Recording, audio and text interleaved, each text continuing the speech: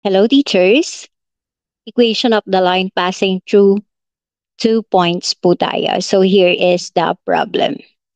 Find the equation of the line passing through 7, -3, and -3, -5. So sa problem po natin, ano daw po yung equation ng line kung saan matatagpuan ang 7, -3, and -3, 5? So dito po, hindi po tayo gagamit ng formula. Ang gagawin po natin ay kokopyahin lang natin ang nasa choices. For letter A, we have x plus 5y plus 22. Separated by colon, letter B is x plus 5y minus 22. For letter C, again, yung choices is separate po natin ng colon. X minus 5y plus 22. At ang D naman ay x minus 5y minus 22. So question, bakit hindi po inequate sa 0 or hindi po natin nilagay yung equal to 0? Dahil ito po ang ating magiging basehan. Okay, paano basehan? Makikita po natin mamaya. So, once na na-input na po natin lahat ng nasa choices, press calc na po tayo. Tatanungin tayo ng value ni x. Una po nating gagawin ay ang ating first point, which is 7, -3. Remember that this is the x coordinate and this is the y coordinate. So, dito po sa tanong na x, ang input po natin ay 7. Ang ating x coordinate, ang ating y naman ay -3. Again, we are considering the first point, which is 7, -3. Then press equal sign. So here, kapag sinubstitute po natin, ang ating 0.7, -3 sa equation na ito, ang sagot ay 14, hindi 0. So, ibig sabihin, hindi po nasatisfy ng point na ito. Kapag sinabi pong nasatisfy, ibig sabihin, nasundan po natin yung equation.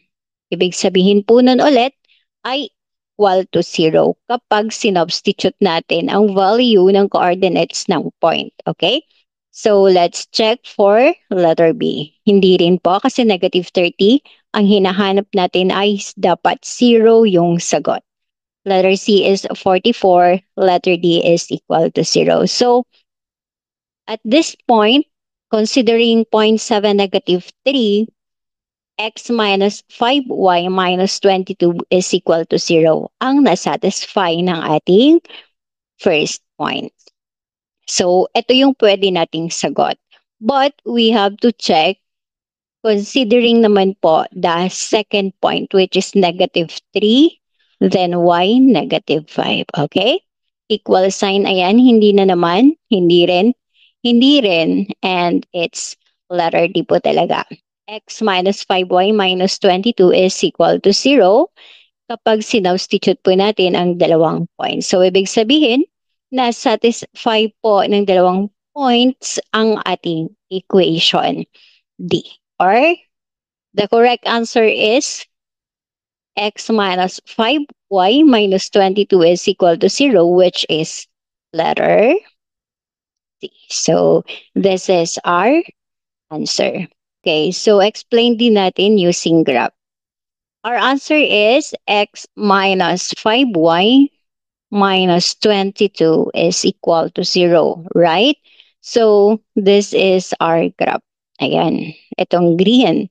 Then, we have to show na ang ating first point, which is 7, -3, ay part po ng ating line or ng graph. So yes, andito po sa line na ito ang ating point. How about the other one? B is equal to -3, -5. Ayan. So, yes. Ayan po. Andito po sa line na ito. So, x minus 5y minus 22 is equal to 0 ang equation po ng dalawang point na ito. So, paano po yung nasa-satisfy ng point or points ang isang equation? Ibig sabihin po nun, part po ng graph or ng line ang points na given. Ang point or points na given sa problem. Yun lang po ang ibig sabihin nun. So, again, the correct answer is x minus 5y minus 22 is equal to 0, which is letter D. Thank you for watching. Kindly share so we can help more self-review math majors. God bless everyone.